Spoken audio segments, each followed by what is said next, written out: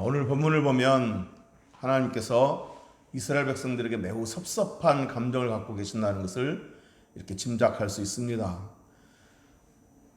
나아가서 매우 화난 감정을 이스라엘 백성들에게 대하여서 갖고 계시다는 것을 느낄 수가 있습니다. 어느 대목에서 그러한 사실을 느낄 수 있습니까? 본문에 하나님께서 모세에게 명령하시기를 너는 백성들과 함께 내가 약속한 땅 가나안으로 올라가라 라고 말씀하시면서 백성을 지칭할 때 이렇게 지칭하십니다. 네가 애굽 땅에서 인도하여 낸 백성과 함께 라고 지칭하십니다. 그러니까 하나님 이스라엘 백성들을 지칭하실 때 내가 애굽 땅에서 인도하여 낸 백성 이게 아니고 네가 애굽 땅에서 인도하여 낸 백성과 함께라고 지칭한 겁니다. 물론 네가라고 할 때는 모세를 가리키는 거 아니겠습니까? 모세 네가 애굽 땅에서 인도해냈다라는 이 표현이 틀린 말은 아닙니다. 모세가 지도자가 되어서 이렇게 인도했으니까.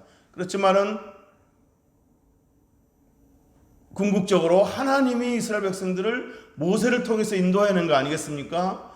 그러니까 출애굽기 20장에 보면은 내가 너를 애굽 땅에서 인도하여낸 나는 너를 애굽 땅에서 인도하여낸 너의 하나님이라 이렇게 말씀하셨던 것처럼 하나님이 이스라엘 백성들을 애굽에서 인도하여낸 겁니다. 그러니까 내가 애굽 땅에서 인도하여낸 백성과 함께 너는 가라 이렇게 말씀하셔야 더 자연스러울 텐데 하나님은 이 본문에서 네가 애굽 땅에서 인도하여낸 백성과 함께 가라 이렇게 말씀을 하셨다는 것을 볼 때에 하나님께서 이스라엘 백성들에 대해서 뭔가 선을 긋고 계신다 이런 어떤 느낌을 가질 수 있다는 겁니다. 자, 이뿐만이 아닙니다. 하나님께서 모세에게 말씀하시기를 내가 내 사자들을 너희들 앞서 보내어 너희들에게 약속한 땅 가나안에 들어갈 때 내가 가나안 족속들을 쫓아내 주겠다. 그래서 너희들이 그곳에 정착하도록 하겠다라고 말씀하시면서 그러나 나는 너희들과 함께 올라가지 않겠다. 이렇게 말씀하십니다. 나는 너희들과 함께 올라가지 않을 것이니 너희들끼리만 가라. 이렇게 말씀하신 겁니다. 하나님께서 여기까지 구름 기둥으로 불 기둥으로 인도하시고서는 이제 너희들끼리 가라. 나는 너희들과 함께 하지 않겠다. 라고 말씀을 하신 겁니다. 심지어 이렇게까지 말씀하십니다. 내가 너희들과 함께 가게 된다면 너희들은 목이 곧은 완악한 백성들이어서 또 나를 화나게 만들 것이 분명하니 그러게 되면 내가 너희들을 길에서 너희들을 진멸할지도 모른다. 그러니 내가 너희들을 앞서서 사자들을 보내어서 내 사자들을 보내서 너희들 앞에 있는 가나안 족속들을 물리치도록 내쫓도록 그렇게 하도록 하겠지만 내가 직접 너희들과 함께 가지는 않겠다. 이렇게 말씀하고 계신 겁니다.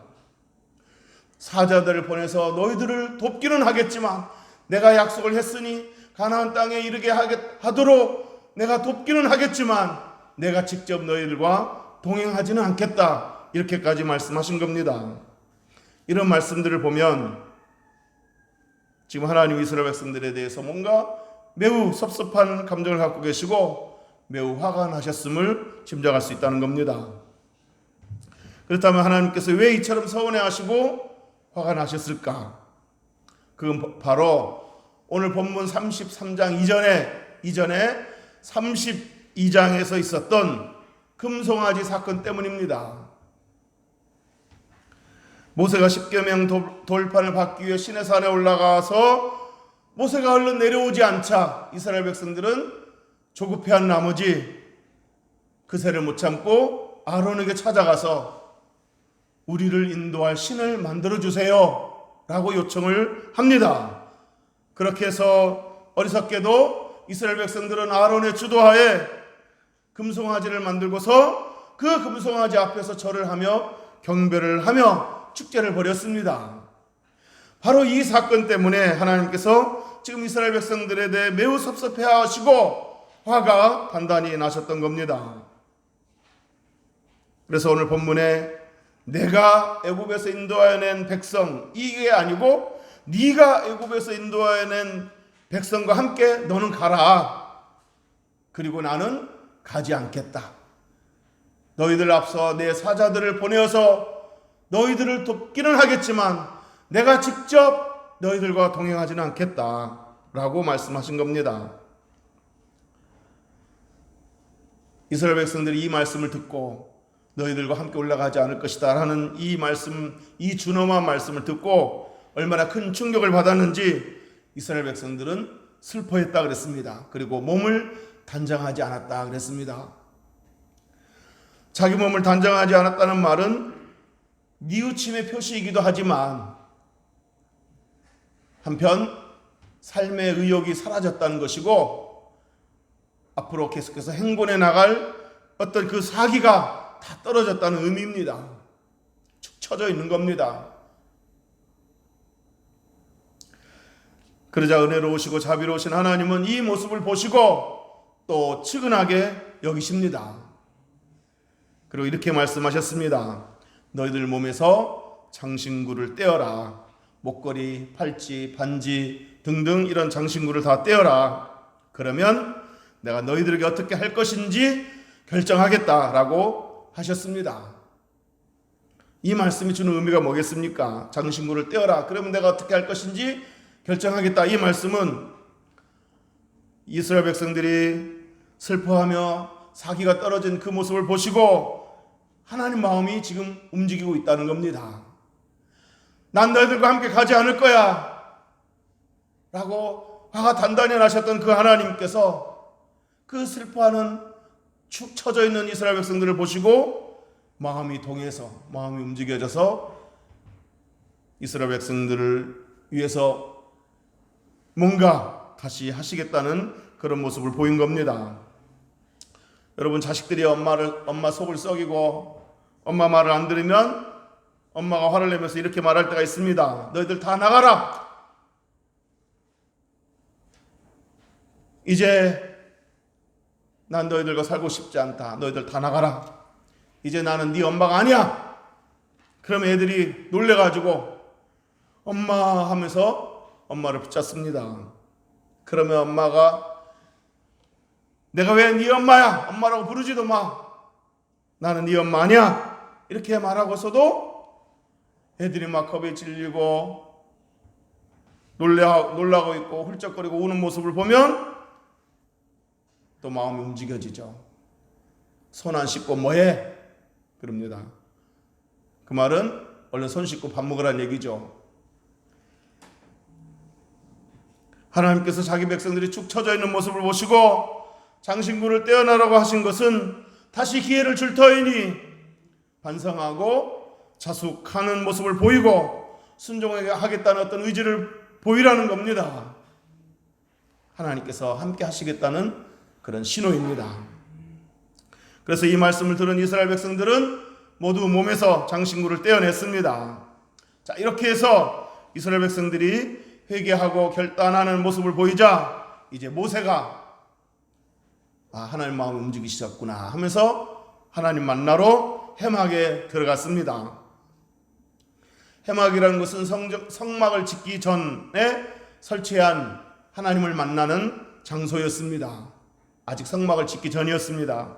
그래서 해막이라는 곳에서 하나님을 만나는 장소로 이렇게 썼습니다.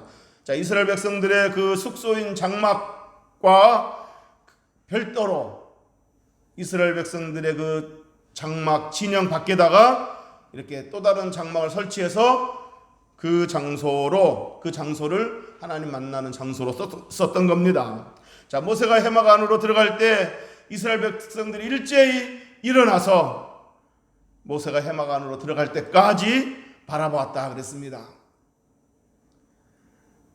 일종의 하나님에 대한 어떤 경외심을 표현한 겁니다.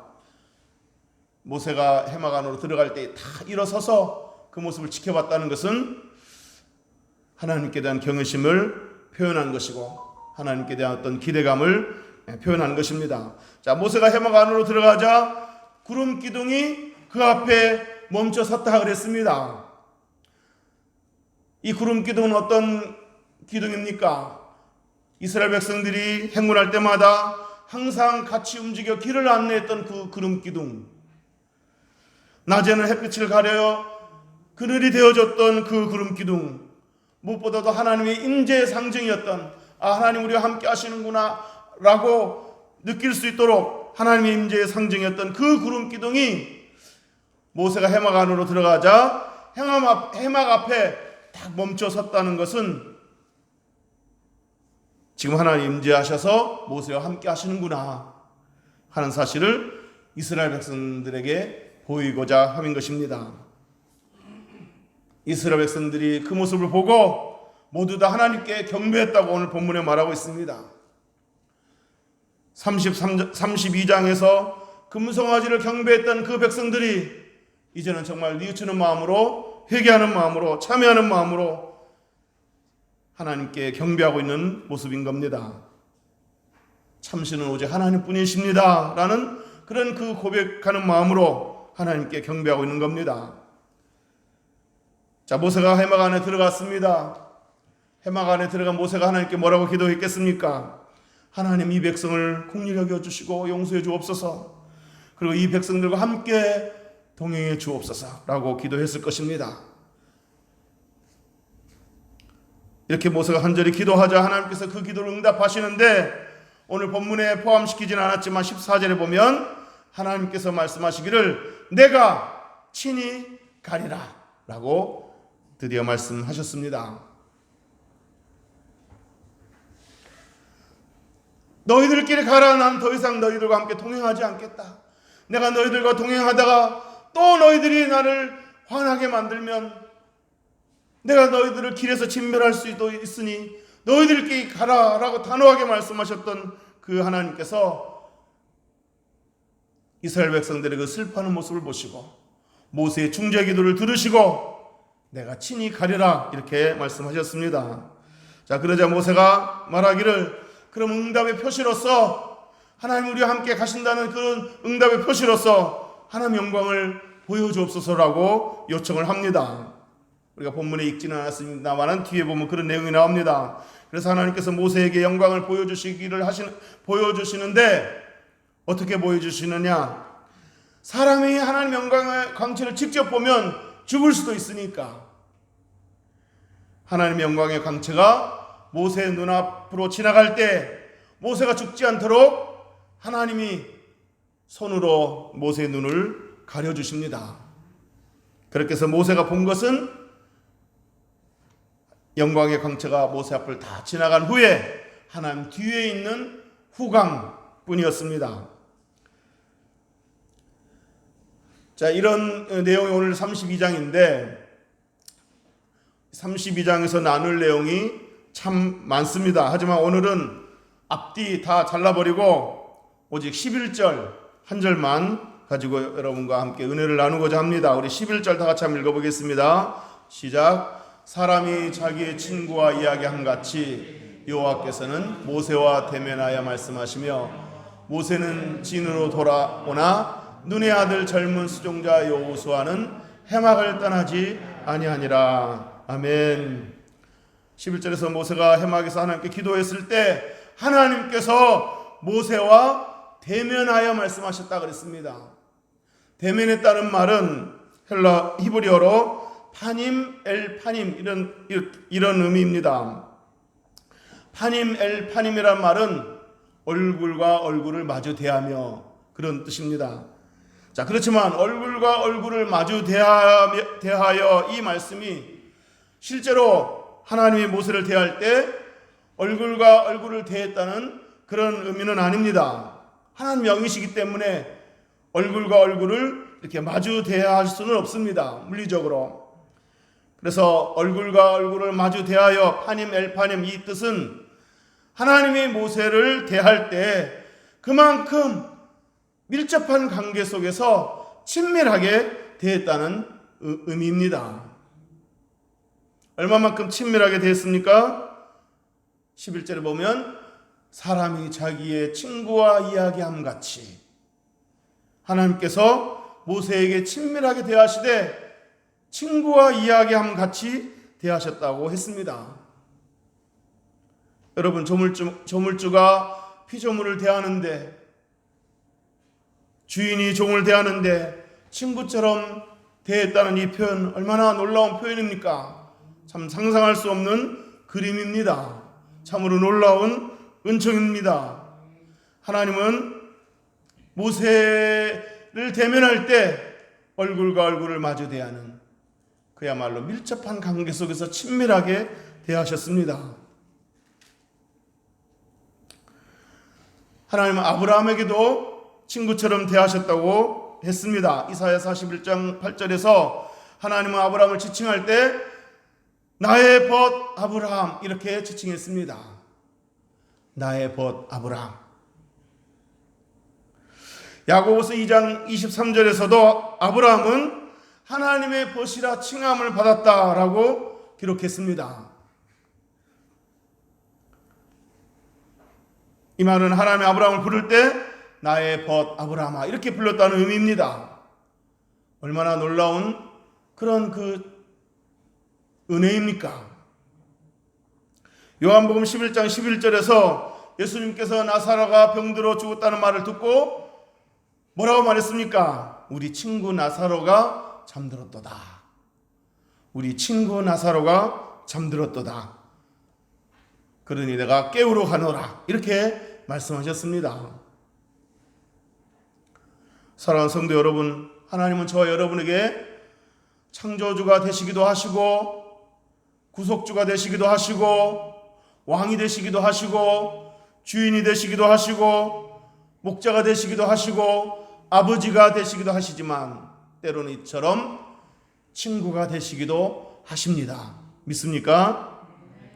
얼마나 큰 영광이고 얼마나 큰 특권입니까? 여러분, 친구라는 존재는 어떤 존재입니까? 부모 자식 간에도 말할 수 없는 것, 부부 간에도 말하기 어려운 것, 허물없이 털어놓을 수 있는 존재가 친구 아니겠습니까? 흔히 기도라는 것은 바로 대화하는 것이다. 하나님과 대화하는 것이다. 이렇게 기도의 정의를 내리기도 합니다. 맞습니다. 기도를 여러 가지로 정의를 내릴 수 있지만 기본적으로 기도는 하나님과의 대화입니다. 대화하되 친구처럼 대화하는 것입니다. 하나님께서 우리의 친구가 되시기에 우리가 하나님께 기도할 때 친구처럼 대화할 수 있다는 겁니다.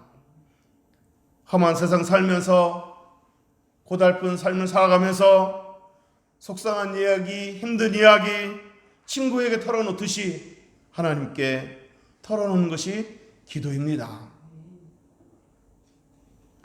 모세도 친구에게 이야기하듯 속상하고 힘든 이야기를 하나님께 털어놓았을 겁니다. 하나님을 불신하고 하나님께 불순종하는 저 완악한 이스라엘 백성들을 볼 때 하나님 많이 속상하시죠? 화 많이 나셨죠? 저도 저 완악한 이스라엘 백성들을 인도하는 일이 너무 힘이 들고 속상할 때가 많습니다. 그래도 어떡합니까? 하나님이 저 백성들 여기까지 인도하셨는데 여기서 멈추시면 어떡합니까? 하나님이 저 백성들과 함께 가주셔야 되지 않겠습니까? 부디 저 백성들을 불쌍히 여기시고 함께 가 주옵소서. 하나님 영광을 위해서라도 함께 가 주옵소서라고 이렇게 정말 친구처럼 얘기했을 겁니다. 하나님, 나도 속상한데 하나님도 속상하시죠? 이렇게 그 속상한 감정을 친구에게 이야기하듯 털어놓았을 겁니다. 그랬을 때 하나님께서 또 뭐라고 말씀하셨겠습니까? 그래, 내가 네 마음 안다. 나도 속상한데 너는 오죽하겠니? 하고 친구처럼 위로해 주셨을지도 모릅니다. 모세는 이처럼 하나님과 친밀한 기도를 통해서 큰 기쁨과 위로를 얻었습니다.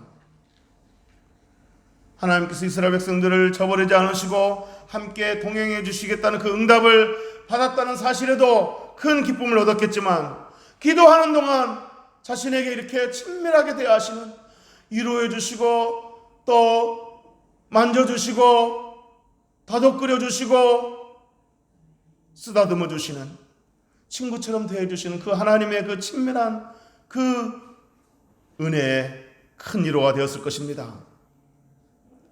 그래서 계속해서 이스라엘 백성들을 저 인도하여야 되는 막중한 사명 감당하는 일에 있어서 큰 담대함과 용기를 얻었을 겁니다.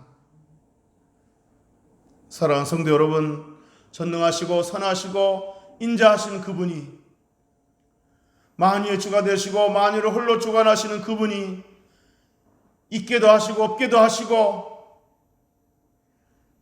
모든 것을 가능케 하시는 그분이 저와 여러분의 친구가 된다는 이 사실이 얼마나 큰 영광이고 큰 특권입니까? 여러분, 가령 잘 나가는 스포츠인, 잘 나가는 연예인, 유명한 연예인 혹은 대통령이 저 여러분에게 친구가 되어서, 설령 친구 관계는 아닐지라도 친구처럼 대해주면서 함께 길을 걷기도 하고 멋진 카페에서 같이 커피를 마시기도 하고 정답게 즐거운 대화를 나눈다면 여러분 얼마나 자랑스럽게 생각하시겠습니까?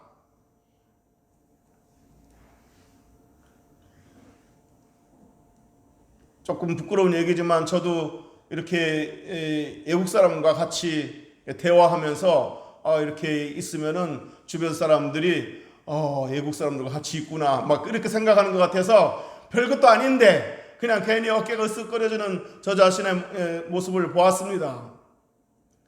그런데 유명한 연예인이, 대통령이 나와 함께 커피를 마시고 정다운 그 대화를 나누는 모습을 주변 사람들이 보고 있다면 그런 사실에 대해서 얼마나 자랑스럽게 생각하겠습니까? 하물며 전능하시고 선하시고 인자하신 그분이 저와 여러분의 친구가 되어주어서 함께 동행해주고 때로 손도 잡아주고 때로 어깨도 만져주면서 놀란 가슴도 쓸어주면서 우리의 귀를 기울여 우리의 속상한 얘기도 들어주면서 우리와 함께 계신다면 얼마나 든든하고 영광스럽겠습니까? 사랑하는 성도 여러분, 모세에게 친구처럼 대해주신 그 하나님이, 아브라함을 나의 보시라고 불러주신 그 하나님이, 나사로를 친구라고 말씀하신 그 예수님이 저와 여러분에게도 좋은 친구가 된다는 사실을 믿고 감사하시기를 주의 이름으로 축복합니다. 그리고 그 친밀한 관계를 예배 중에, 기도 중에, 또 일상생활 속에서 경험하고 누리며 사는 저와 여러분 되시기를 주님의 이름으로 축복합니다.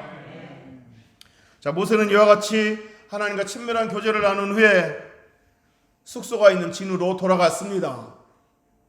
하나님께 응답받고 가벼운 마음을 갖고 이제 자야지 하고 진으로 돌아갔습니다. 자, 그런데 본문에 보면 청년 여호수아는 해막을 떠나지 아니하였다라고 했습니다. 당시 모세의 수종자였고 장차 모세의 뒤를 이어 이스라엘 백성들의 지도자가 될 모세의 후계자였던 이 여호수아가 모세가 기도를 마치고 진으로 돌아갔는데도 여호수아는 그대로 남아서 해막을 떠나지 않았다고 했습니다. 왜 여호수아는 모세가 돌아간 후에도 그 자리를 얼른 떠나지 않았을까요? 두 가지 이유로 추측해 볼 수 있습니다. 첫째로 여호수아가 해막 관리를 맡아서 했기 때문이라 이렇게 추측해 볼 수 있습니다.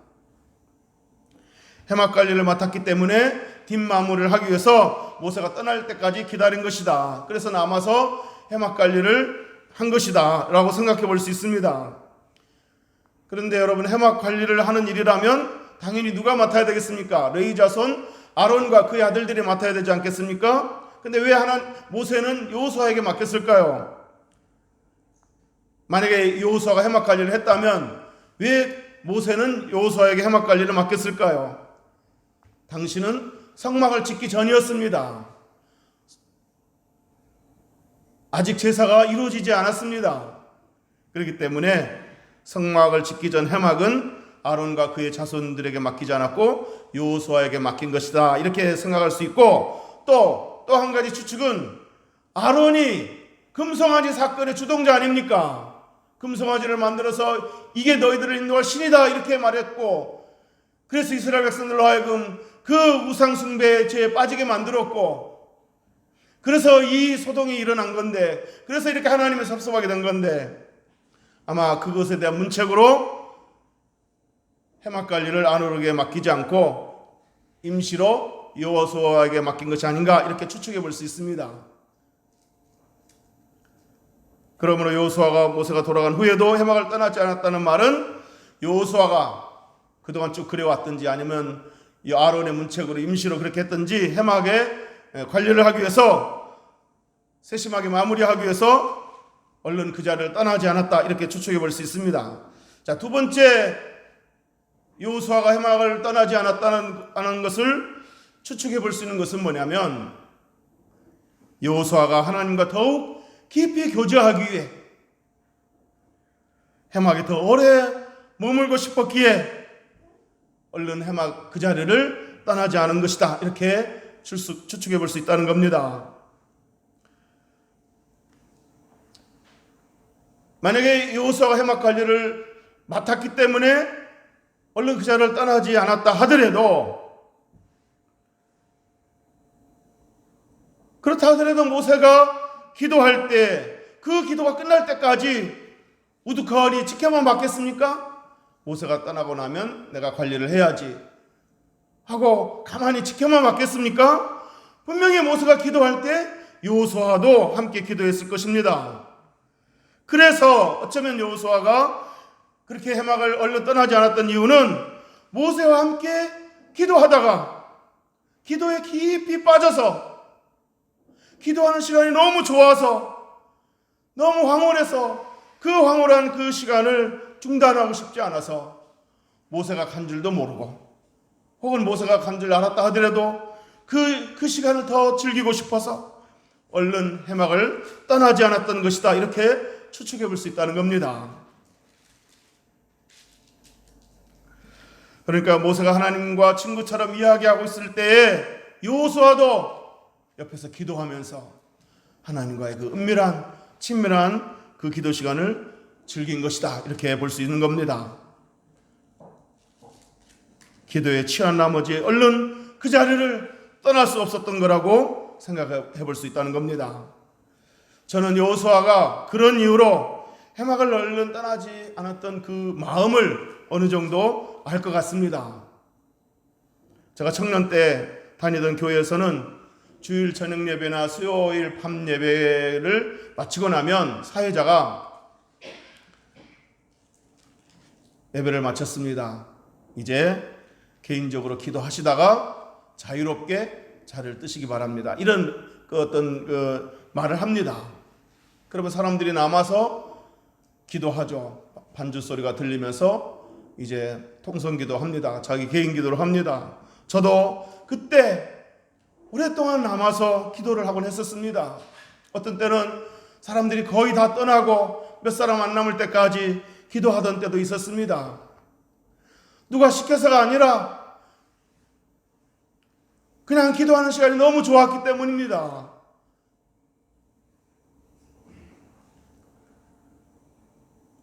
기도에 취한다는 것, 기도 시간이 정말 꿀과 같다, 그 시간이 꿀과 같다는 것, 이거는 정말 체험한 자만이 알 수 있습니다. 이제 말씀을 정리하도록 하겠습니다. 사랑하는 성도 여러분, 기도를 짐이나 의무로 생각하지 말고 기도를 특권으로 생각하시기를 주의 이름으로 축복합니다. 그래서 기도합시다 그러면 기도해야 됩니다. 그러면 의무적으로 기도하려고 하지 말고, 그리고 기도 시간을 어거지로 채우려 하지 말고 기도 시간을 즐길 수 있게 되기를 주의 이름으로 축복합니다. 내 기도하는 그 시간, 그때가 가장 즐겁다.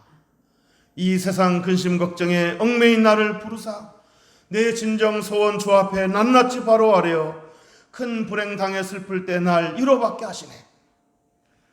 내 기도하는 그 시간, 그때가 가장 즐겁다.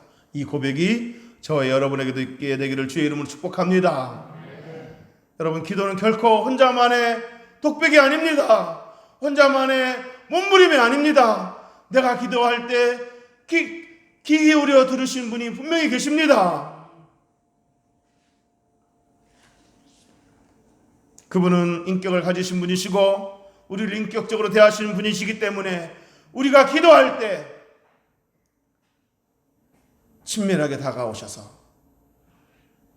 우리의 속상한 감정도 만져주시고 위로해 주시고 친구처럼 대해주시는 분이십니다. 신명기 4장 7절에서 우리 하나님 여호와께서 우리가 그에게 기도할 때마다, 우리가 하나님께 기도할 때마다 우리에게 가까이 하심과 같이 그 신이 가까이 함을 얻은 큰 나라가 어디 있느냐. 그러니까 이스라엘 백성들이 하나님께 기도할 때마다 하나님이 이스라엘 백성들에게 가까이 했다는 겁니다. 그렇게 그런 특권을 얻은 백성들이 또 어디 있겠느냐, 그런 말입니다.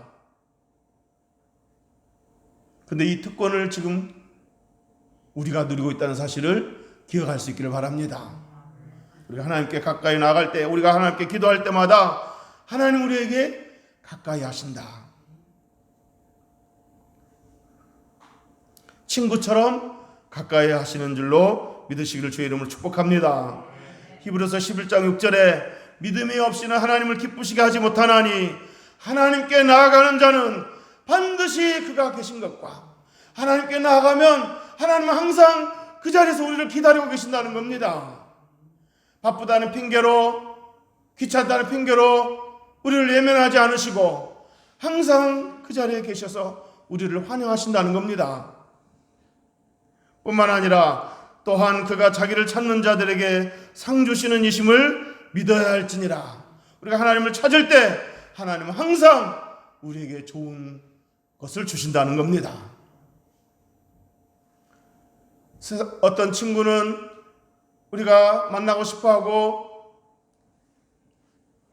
찾고자 하면 바쁜 이유로, 또 사정이 있어서 못 만나는 이유도 있겠지만 귀찮다는 이유로 안 만나줄 수도 있습니다.